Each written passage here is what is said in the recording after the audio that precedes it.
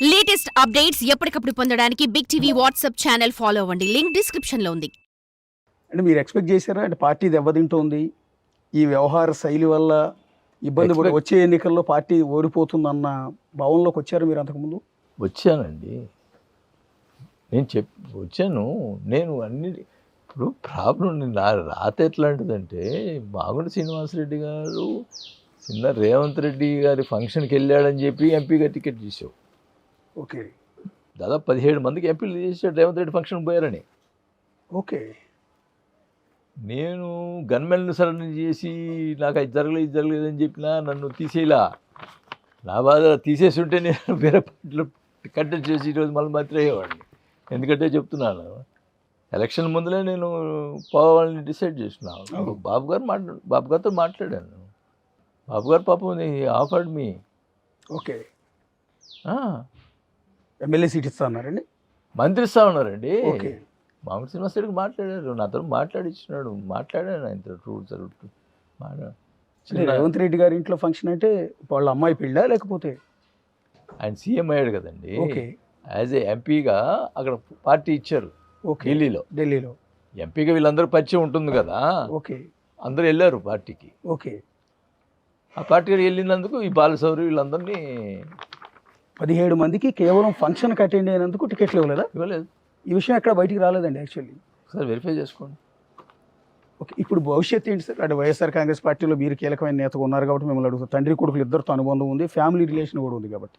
ఇప్పుడు రేపొద్దున జగన్మోహన్ రెడ్డి పాత సిబిఐ కేసులు ఉన్నాయి, ఆ బెయిల్ రద్దయి జైలుకి వెళ్ళే అవకాశం ఉందన్న ప్రచారం జరుగుతోంది.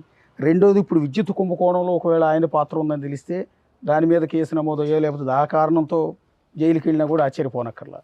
ఈ రెండు పరిస్థితుల్లో, ఒకటి బెయిల్ రద్దయినా, రెండు ఈ కేసులో జైలుకి వెళ్ళినా, వైఎస్ఆర్ కాంగ్రెస్ పార్టీ పరిస్థితి ఏమవుతుంది అనుకుంటున్నారు? బెయిల్ అది కాలం నిర్ణయిస్తుంది ఏది ఎవరు తప్పు చేస్తుంటే. ఇప్పుడు గతంలో ఏంటంటే ఏమనేవాళ్ళంటే పెద్దలు, మనం తప్పు చేస్తే వచ్చే జన్మలో నీకు శిక్ష పడుద్ది అనేవాళ్ళు.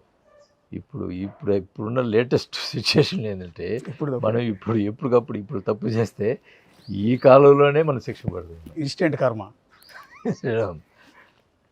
అది తప్పు చేస్తే తప్పకుండా ఎవరైనా అనుభవించాల్సిందే. అంటే వైనాట్ 175 అని కదా ఆయన నినాదం. అలాంటిది 11 సీట్లకు వచ్చేసాడు జగన్ గారు. ఇలా ఆ పార్టీ నేతగా, ఇప్పుడు జనసేన పార్టీ నేత బాలినేని శ్రీనివాసరెడ్డిగా కాకుండా మాజీ మంత్రి బాలినేని శ్రీనివాసరెడ్డిగా నేను అడుగుతున్నాను. వైనాట్ 175, వైనాట్ కుప్పం అన్న వ్యక్తి ఈరోజు 11 సీట్లకు పరిమితం అయిపోయి పొజిషన్ కూడా లేని పరిస్థితుల్లో అసెంబ్లీకి కూడా వెళ్ళట్లా. అంటే పథకాలు ఇచ్చాడండి, కొన్ని పథకాలు. ఆ పథకాలే నన్ను గెలిపిస్తాయి అనేది ధీమాతోటి ఉంటాం. ఫస్ట్ కార్యకర్తలను విస్మరించటం,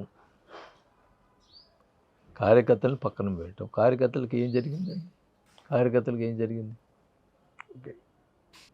పోనీ ఇప్పుడు ఓడిపోయిన తర్వాత రియలైజేషన్ ఉండాలి కదా. కార్యకర్తలు ఏదో తప్పు జరిగింది, బాగా చూసుకుంటానని ఒక మాట అనాలని. ప్రజలు తప్పు చేశారంటే ఏం చేయాలండి? ఇప్పుడు ప్రజలు తప్పు ఎందుకు చేస్తారు? నువ్వు తప్పు చేస్తే కదా ప్రజలు. నువ్వు మంచి చేస్తే, ఇప్పుడు పక్క రాష్ట్రాల్లో 4 సార్లు 5 సార్లు కంటిన్యూ సీఎంగా ఉన్నారు. వాళ్ళు ఎందుకు ఉంటున్నారు? ఇప్పుడు సోషల్ మీడియాలో పోస్టింగ్లు పెడుతున్నారు అని అసభ్యకరంగా ఈవెన్ షర్మిల గారు, విజయమ్మ గారితో సహా అందరి మీద తప్పుడు పోస్టులు పెట్టిన వాళ్ళందరినీ ఇప్పుడు చంద్రబాబు సర్కార్ అరెస్ట్ చేస్తుంది. అది కూటమి ప్రభుత్వం అరెస్ట్ చేస్తుంది. అరెస్టులు చేస్తున్న సందర్భంలో మా వాళ్ళని అన్యాయంగా నువ్వు అరెస్ట్ చేస్తావా? మళ్ళీ నెక్స్ట్ వచ్చేది నేనే సీఎంగా, మీ అందరి సంగతి చూస్తానని అధికారులని, అఫీషియల్ని, పోలీసులు బెదిరిస్తున్నారు. కానీ అధికారులు రాని చూద్దాం అంటే మిమ్మల్ని మళ్ళీ అడుగుతున్నారు. అందుకే మళ్ళీ వచ్చే అవకాశం ఉంటుందా జగన్మోహన్ రెడ్డి? నమ్మాలి కదండి పబ్లిక్. అంటే కొన్ని విషయాల్లో ప్యానిక్ అయ్యారండి, పబ్లిక్ ప్యానిక్ అయిపోయారు. అసలుకి మీరు ఓటు ఎవరికి వేసారని నేను సర్వేలు పోతే చెప్పుకోలేని పరిస్థితి.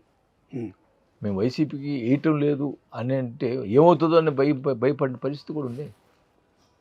అని ఇప్పుడు ఆయన ఏమంటున్నాడు, టోటల్గా గెలుపు నా వల్లే గెలుస్తారు అని చెప్పినాడు.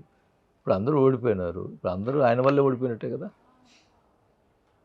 అది కూడా ఒప్పుకోవాలిగా, ఒప్పుకోవట్లేదు కదా అట్లా. ప్రజలు తప్పు చేశారంటున్నాడు. Yeah, thank you Balineni Srinivasa Reddy గారు. ఇది సెకీ ఒప్పందం గురించి అందులో తన పాత్ర ఎక్కడా లేదు. ఎక్కడైనా ముడుపులు తీసుకున్నట్టు, లంచాలు తీసుకున్నట్టు ఏమాత్రం ప్రూవ్ చేయగలిగితే ఎంటైర్ ఫ్యామిలీతో సహా ఆత్మహత్య చేసుకుంటాను అని బహిరంగంగా ఒక సీనియర్ నేత, మాజీ మంత్రి బాలినేని శ్రీనివాసరెడ్డి చెప్తూ ఉన్న పరిస్థితి ఉంటుంది. సో ఈ నేపథ్యంలో ఏం జరగబోతోంది, విచారణ ఏ విధంగా ముందుకెళ్ళబోతోంది ఏంటనేది చూడాల్సి ఉంటుంది. సో ఇది వాళ్ళ బాలినేని శ్రీనివాసరెడ్డితో ఇంటర్వ్యూ. చూసినవాళ్ళు Big TV. For more videos like this, subscribe Big TV channel.